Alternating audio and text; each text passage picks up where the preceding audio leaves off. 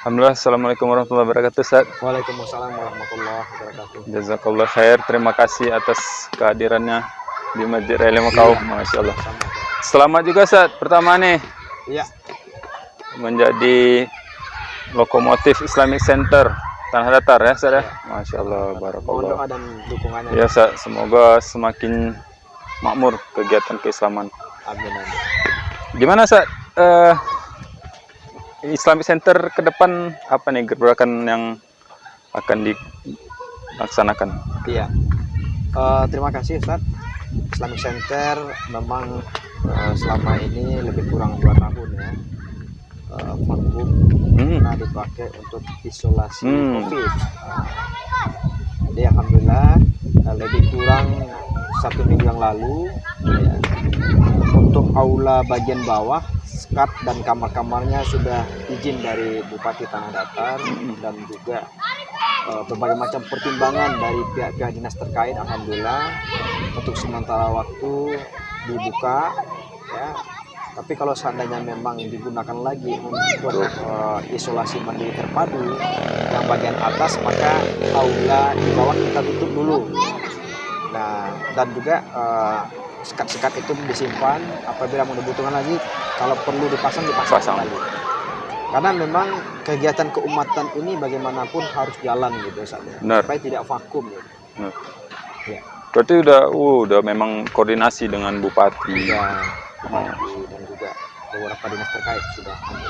Dan kemarin sudah dipakai perdana acara TC ke-7 ya, kafilah MTQ nasional yang untuk nanti bertarung di Padang Panjang. Oh iya di Islamic Center ya? Ya, Islamic Center. Itu dihadiri Bupati ya? Juga ya, untuk memberikan motivasi kepada kafilah-kafilah pada waktu itu ya, malam. Masya Allah. Oh, itulah penggunaan perdana ya, setelah vakum 2 tahun. Setelah vakum 2 tahun. Nah, ke depan apa lagi kira-kira? Nah, jadi memang Islamic Center ini ya setidaknya memberikan program yang benar-benar terasa oleh masyarakat. Meskipun kas atau pendanaan Islamic Center sendiri itu boleh dikatakan minus ya. Dan untuk operasional alhamdulillah udah jalan 2 tahun ini dana hibah dari Pemda alhamdulillah, dan itu bisa digunakan untuk operasional. Sementara kita karena banyak di sini kepengurusannya anak-anak muda, jadi pingin banyak kegiatan program yang terasa oleh masyarakat gitu. Nah, makanya kemarin ya, ada ide, ada perencanaan semacam kegiatan latihan dasar kepemimpinan remaja masjid. Nah, itu sudah di-share juga ke beberapa pengurus masjid di Tanah Datar. Ada yang door to door juga ke masjid untuk memberikan surat dan juga menyebarkan brosurnya. Harapan kita memang ini salah satu ya program dasar untuk menggerakkan remaja masjid dulu. Remaja masjid. Latihan dasar kepemimpinan remaja masjid. Khusus remaja masjid berarti. Di Tanah Datar ya. Di Tanah Datar. Kapan tuh, Ustaz? Insya Allah dilaksanakan hari Sabtu sama Ahad tanggal 25-26 September ini. Ya, lebih kurang 5 hari lagi ya. Insya Allah. Oh, luar biasa. Ya. Sabtu Ahad berarti 2 hari. 2 hari dan malam juga ada materi. Jadi sampai malam. Nginap. Ya. Karena di Islam itu ada penginapan, sayang kalau tidak kita manfaatkan. Gitu. Karena juga nanti pesertanya kan ada yang jauh. Benar. Dan kita juga berharap pengurus masjid juga mendukung program kita ini. Memang ada beberapa pengurus masjid yang belum mengutus dengan maksimal. Kan kita minta itu minimal 5 orang.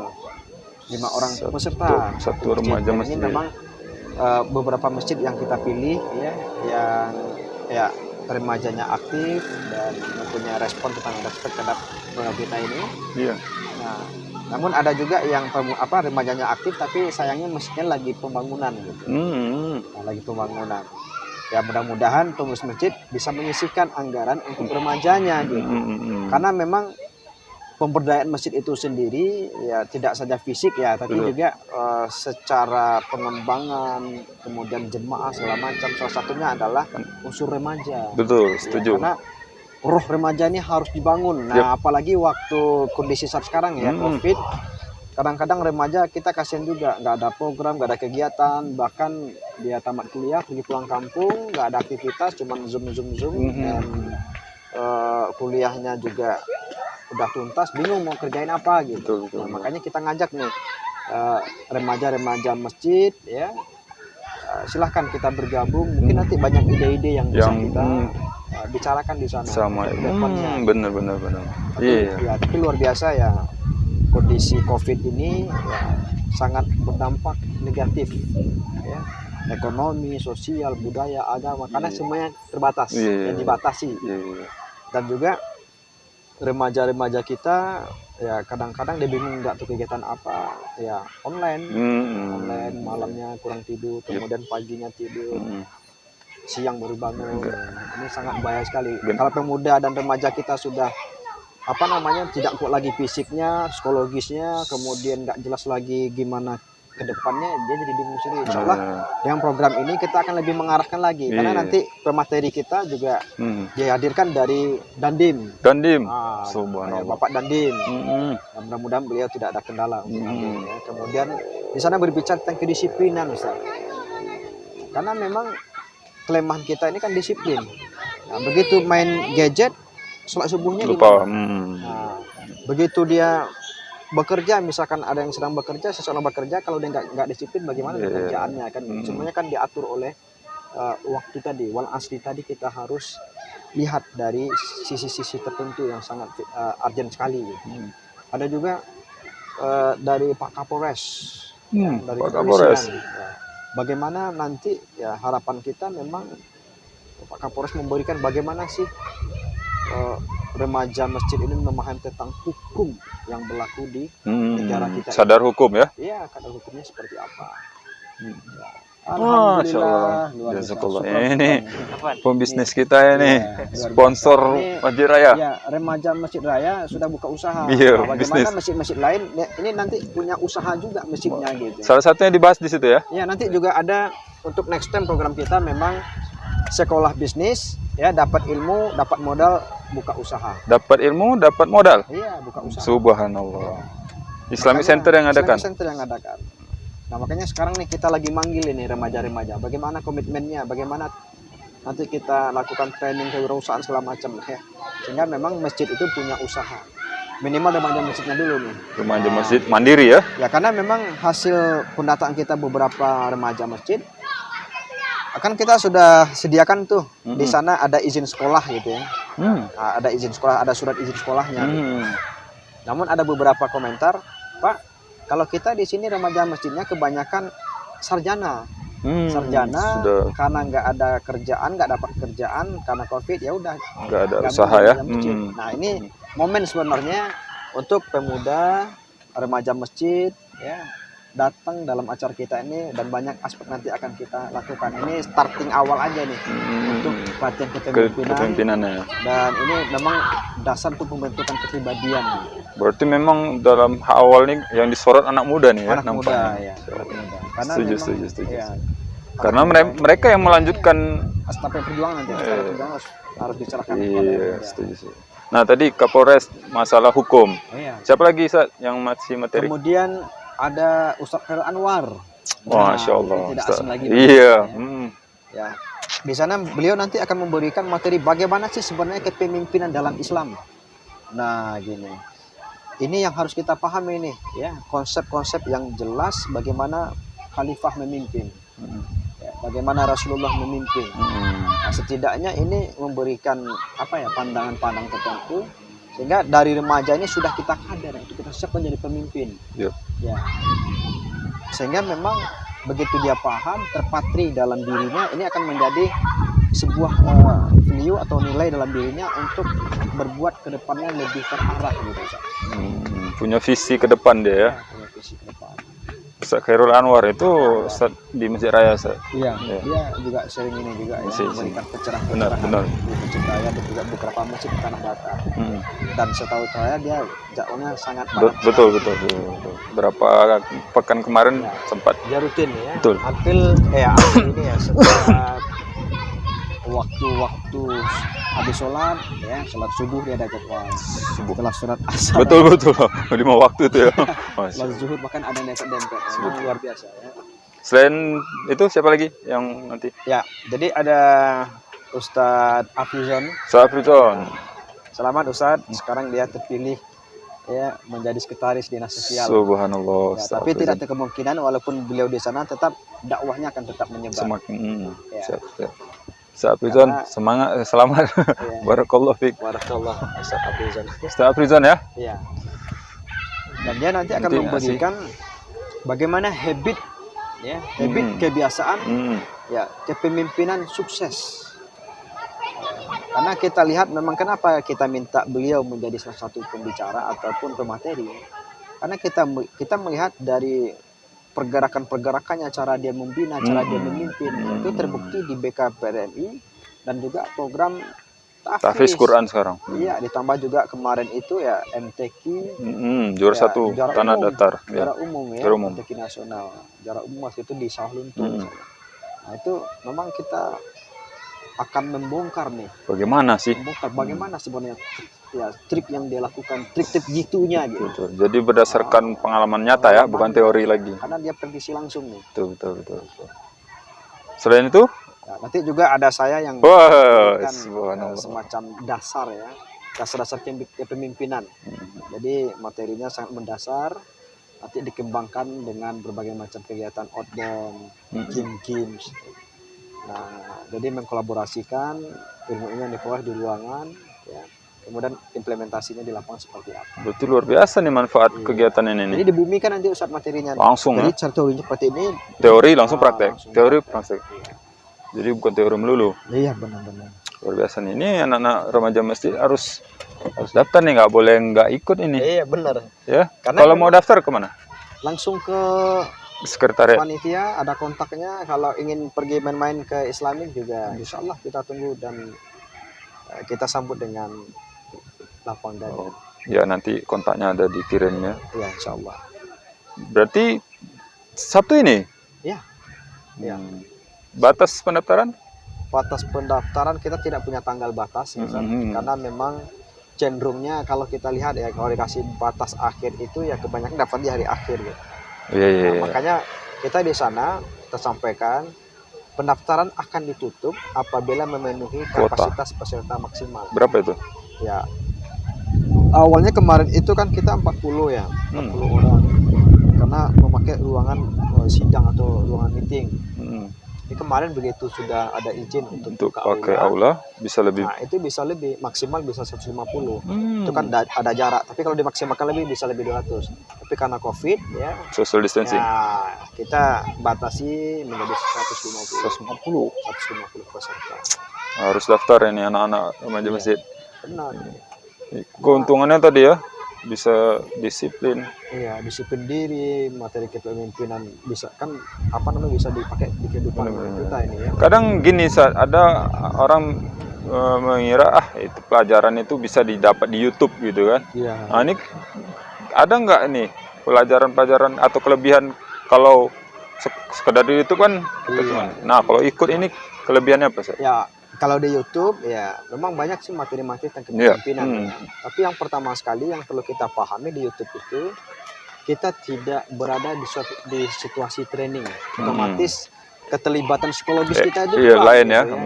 Beda. Ya. Kemudian juga di sini kita ada komunitas. Komunitas kita bisa sharing. Ya, kita sharing, bisa praktek juga gitu ya. Kemudian dengan teman-teman dari remaja masjid lain bisa saling berbagi informasi. Kemudian juga di sini ada namanya game-gamenya juga gitu ya, gamenya. Dan nanti bisa ya pendekatan langsung, perkenalan langsung dengan Kapolres, dengan Dandim ya, dengan Ustadz Helal Anwar, Ustadz Afrizon. Mungkin selama ini ada yang dengar nama, belum kenal ya. Nanti kan ada momen foto bareng ini, momen yang sangat berharga sebenarnya. Sangat berharga dan nilai-nilai ilmunya itu luar biasa. Selain kita memang mendapatkan motivasi langsung ya, kemudian juga bisa ada momen tersendiri. Iya, kita bisa Kalau bangun. ya kalau di YouTube kan cuma ya lihat doang, kemudian nggak ada games Iya, yang iya. bisa dilakukan sendiri kan Iya, aneh gitu ya. iya, iya. Kalau di sana kan nanti ada teman-teman. Ada komunitas terbentuk Iya, ya. ada komunitasnya. Jadi ini angkatan pertama. Angkatan Ya, pertama. pertama. Ya kalau ini lancar, didukung oleh semua pihak, ya didukung oleh pengurus masjid yang membantu mengutus peserta. Yup. Nah ini bisa berkelanjutan karena kan ini latihan dasar, habis itu menengah, ya, habis itu Terus ada tingkat meningkat. tinggi gitu ya. Dan ini luar biasa. Dan juga ya kita berterima kasih sekali kepada pengurus masjid yang alhamdulillah sudah mulai mengutus peserta. Ya, sampai hari ini tercatat sekitar 25 orang. Subhanallah. Mudah-mudahan dalam 3 hari ke depan itu sudah full board. Wes, betul. Udah full semuanya. Ya. Menarik. Jadi jangan sampai ketinggalan nih kawan-kawan yang Iya, belum sangat daftar. rugi. Karena memang pengalaman kita event-event ya leadership ini ya di Malaysia, Singapura, memang mereka peminatnya luar biasa. Karena mereka saya lihat kalau ada ilmu mereka sangat Kejar ya. Antusias dan Nah, itu kayaknya masih kendala di kita nih. Ya. Apa? Keinginan untuk ilmu Ya. ya, antusiasnya. Sebenarnya kalau kita di sini itu ada semacam ini Ustaz ya. Mindset ya. Mindset Pola ya. pikir. Hmm. Pola pikir bahkan ada mengatakan mahal, ada mengatakan wah kenapa harus bayar, kan ada Basnas gitu. Loh, kenapa harus bayar? Kan Malah kalau bisa kami pulang dapat lah. iya gitu. Bahkan dia biasanya ada dikasih transport. Iya. Nah, ini ya program kita memang ini karena semangat pengurus dan juga kita melihat kebutuhan saat ini ya. Kalau kita tunggu dari dana hibah itu menunggu 1 tahun lagi Ustaz. Iya, dianggarkan dulu. Terus kita pengurus yang baru ini mau ngapain gitu. Iya. Gak enak juga sudah dilantik dikasih amanah tapi nggak ada Nggak program ngapa-ngapain, gitu. ya. Gak enak juga. Karena memang ini kita harus menggerakkan kegiatan-kegiatan masyarakat walaupun dari awal ini dari swadaya. Tapi prinsip memang begitu Ustaz. Mudah-mudahan kedepannya ini menjadi kebutuhan bagi masyarakat kita, remaja kita. Karena segala sesuatu kalau sudah jadi kebutuhan, Betul. itu nggak ada mahalnya. Gitu. Betul. Nggak ada mahalnya. Ya sama juga dengan mahasiswa, begitu dia butuh laptop untuk kuliah, misalkan harga tugas. 5 juta, 6 juta, ya apa yang ada dijual. Betul. Untuk mendapatkan karena dia memandang ini penting. Nah, kalau pengurus masjid, remaja masjid menganggap ini penting, saya yakin di sana ada pengorbanan. Benar. Untuk mendapatkan sesuatu ada pengorbanan. Ya. Jadi salah satunya ini kita belajar berkorban ya. Iya, berkorban dulu. Karena memang hasil penelitian juga pernah dilakukan, segala sesuatu yang gratis aslinya Betul, nggak maksimal. Iya. Bahkan di SMA 1 Padang Panjang, karena ada waktu itu program sekolah gratis ya, itu berbeda hasil prestasinya. Begitu juga sebenarnya dalam kehidupan. Iya. Kita beribadah tepat waktu, kita beribadah berjemaah, sholat berjemaah, itu kan kita mengorbankan. Kita stop dulu yang lain, kita sholat gitu. Nah memang berat, untuk awal-awal berat. Tapi bagaimana, begitu kita dapat menikmatinya, itu luar biasa gitu. Hasilnya Makanya maksimal. memang pengorbanan ini ya, memang harus ada gitu. Walaupun next time ya karena juga kita melihat ya pengorbanan ini sangat pengaruh kepada peserta training juga sebenarnya. Kita banyak juga melaksanakan atau mengasih motivasi pesertanya gratis dan ada yang membayar itu motivasinya Beda ya. Beda. Mungkin Ustaz sendiri Benar. ya, kalau kita mendapatkan sesuatu sulit kira-kira bagaimana kita manfaatkan. Iya. Itu berhati-hati. Benar. Itu salah psikologisnya seperti itu. Betul. Tapi 1 orang 250 dengan penginapan, konsumsi justru itu data udah sangat murah sekali. Peralatan outbound nggak mereka pikirkan itu udah luar biasa. Menurut kami sudah ini ya nggak kemahalan lah ya. Oh iya benar. Iya. Iya, kalau di luar tuh kan. Oh kalau dua jutaan memang ya. 2 jutaan. Berapa biaya mendaftar satu peserta? Satu peserta hanya 250.000. Hanya 250.000. Satu peserta. Sangat murah dengan fasilitas dan materi yang didapat. Iya. Dan insya Allah hasilnya jauh berlipat-lipat nanti ya. Hari Sabtu Ahad. Sabtu Ahad. 26. Menarik. Sampai ya 25-26 ya. Baru nanti pelatihan bisnis tadi ya. Masya Allah. Nah ini sambil kita ini Ustaz. Iya. Jadi ini bisnis juga nih kan, Iya, anak ini muda. bisnis remaja Masjid Hmm. Raya Lima Kaum. Masya Allah. Ya, mudah-mudahan berkembang, dan remaja masjid lainnya juga ikut, Perlu meniru ya. ya, Masya Allah. ikut serta untuk mempatrikan dirinya untuk berwirausaha. Masya Allah. Bismillah. Ini yang tadi Ozi. Jadi dia buka kafe namanya Ngopi Wak Cafe. Ini di bawah Masjid Raya nih. Kapan-kapan yang mau ngobrol ngopi-ngopi di situ santai. Alhamdulillah segar ya. Segar. Masya Allah. Jadi saya bisnis ya. Iya, Itu sasaran juga anak muda. anak muda remaja masjid juga. Remaja juga. Remaja masjid, iya. Diarahkan untuk punya bisnis. Diarahkan punya Bahkan bisnis. nanti tadi saya bilang dimodali.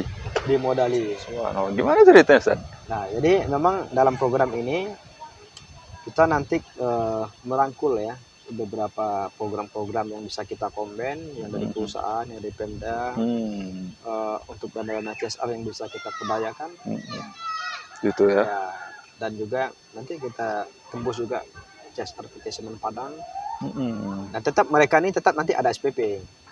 Tetap ada SPP. Ada. Tapi SPP itu apakah dari swadaya masyarakat, swadaya jemaah masjid, atau perantau, itu dikembalikan nanti gimana teknisnya. Yang jelas kita nanti sampaikan kepada pengurus masjid. Ya, ini program untuk pengembangan ekonomi remaja. Oh, ya, subhanallah. Kira-kira kapan itu, Ustaz? Setelah yang Di planning kita insya Allah mulai jalannya itu memang di awal tahun. Ya, 2022. 2022 di Januari. Dan sekarang masih konsep market plan-nya, kemudian juga koordinasi dengan beberapa calon pemateri kita. Jadi pemateri itu ada praktisi, ya, akademisi, dan juga ada dari unsur militer ya, TNI tetap, kemudian Polres tetap, karena memang tidak bisa terlepas disiplin dengan masuk juga kolaborasi nanti beberapa ulama, karena dalam bisnis itu kita akan melihat sebenarnya bagaimana pola bisnisnya Rasulullah, bagaimana pola bisnisnya Utsman bin Affan, Abdurrahman bin Auf ya. Iya, Abdurrahman bin Auf, bagaimana dia jujurnya dalam bisnis. Nah, ini harus kita tanamkan, karena saya di lapangan banyak ketemu pembisnis itu karakternya aneh-aneh. Aneh-aneh. Ya dari komitmennya apa segala macam, masya Allah. Mudah-mudahan remaja masjid kita ini kita kader, ya kita kasih ilmu 1 tahun ini, Ustaz ya. 1 tahun. 1 tahun. Kemudian juga kita kasih dia tantangan, karena dalam 1 semester itu nanti mereka sudah punya usaha sendiri. Ya, kita sediakan konsultan, kita sediakan orang-orang profesional untuk mengorbitkan usahanya tadi. Jadi kita bantu, tetap kita bantu. Setelah itu nanti satu kelas itu begitu sudah selesai program 1 tahun, kita kasih modal bergilir. Minimalnya 85 juta, ya, sampai 250 juta. Nah, jadi begitu satu kelas, ya, misalkan 50 orang, jadi usaha bersama dulu nih. Nah, dengan sistem yang jelas, setiap transaksi melalui komputer pakai barcode, ya, kemudian bisa lihat dari handphone, ya, ini laporan uang masuk hari ini sekian, ya, kemudian itu bisa dikontrol oleh 50 orang tadi, termasuk juga konsultan juga bisa kontrol. Saya juga ingin kontrol, itu bisa. Nah, ini aman ya, aman. Kemudian begitu modal sudah keluar, tarik lagi, buka lagi. Jadi kembangkan lagi. Jadi dibuka lagi, yang 50 orang tadi sudah dibagi 2 nih. 25 orang. Habis itu buka gitu lagi menjadi 4. Kecilkan lagi. Ya, yang ini misalkan 1, yang sebelah sini 1, jadi udah 4. Buka lagi, kelipatan lagi, buka sampai ending akhirnya masing-masing anggota punya satu di usaha. kelas tadi, masing-masing anggota sampai ending akhirnya dia punya usaha sendiri atau punya minimarket sendiri. Ya, apapun jenis usahanya terserah. Mereka ingin seperti apa, dan nanti dibantu oleh konsultan kita. Itu anak muda juga ya. Iya. Dan juga kemarin informasi, San, kita sudah diskusi awal dengan ACT, Mhm. ya ACT, dan insya Allah dalam minggu ini sudah selesai ya, apa namanya, draftnya itu udah bisa MOU, dan ACT juga membantu kita untuk penanggulangan SPP tadi. Oh, Nah, jadi ada MOU sama, ikut support juga. ACT. Mungkin dari masjid belum bisa bantu secara maksimal barangkali, atau dari ini ya dibantu oleh ACT. Memang target kita sih maksimalnya 1 tahun itu ya bisa selesai sekitar 400 Iya. orang. Berarti kalau 1 tahun 400 orang, Sudah 400 usaha. ya, Gitu. 400 usaha di tanah datar. Wah, Allah. Tumbuh Nah. UMKM gitu ya. Ya, masa jabatan saya di Islamic itu 3 tahun. Berarti 3 tahun berarti 200 1.200 usaha. Wah, usaha. Allah. Jadi ini target yang luar biasa. Bagus. Karena memang setidaknya kebutuhan kita di tanah datar ini bisa disauti oleh remaja ini kan luar biasa. Ustaz. Iya. Ya, kenapa kita harus mendatangkan sabun colek dari luar? Betul. Sementara bisa Betul. produksi di sini. Ya kayak deterjen ya, kayak apa namanya? Kemarin Ustaz Abdul Aziz bilang Ya. orang Minang tuh pemakan lado, Ya. tapi nggak ada pabrik saus do. Ya, ya. Ah, Jadi kita ini kalau di luar ya, di Jakarta, di Bali, termasuk di Malaysia, di Singapura, orang bertanya, kamu dari mana? Indonesia. Karena saya walaupun ada event-event di Malaysia, Singapura, Indonesia tetap ya, pakai atas batik. namanya Ya, Indonesia. tetap pakai batik saja. Jadi orang tanya dari Indonesia. Dan dia berkata orang Minang itu luar biasa katanya. Ya, Langsung orang Minang nah, katanya. orang Minang itu luar biasa katanya. Karena presiden pertama di Singapura. Singapura orang Minang, Ya. sekarang juga orang Minang gitu ya. Kemudian juga perdana menteri pertama di Malaysia juga orang Orang Minang. Minang. Luar biasa orang Minang ini. Kemudian Minang maunya menang. Oh, Wah, ya. Jadi dia berusaha untuk lebih dari yang lain. Orang Minang ini, ya. Dengan seluruh potensi dan kemampuannya. Apalagi dia mengatakan, kamu you orang Padang ya? Iya. Padang itu katanya pandai dagang. oh, Nah, pandai dagang gitu ya. iya. Jadi memang kita sudah, itu kan doa ya, Hmm. kata-kata orang doa. Jadi kenapa tidak kita di tanah datar ini yang orang Padang ya, khususnya tanah datar orang Minang, gitu.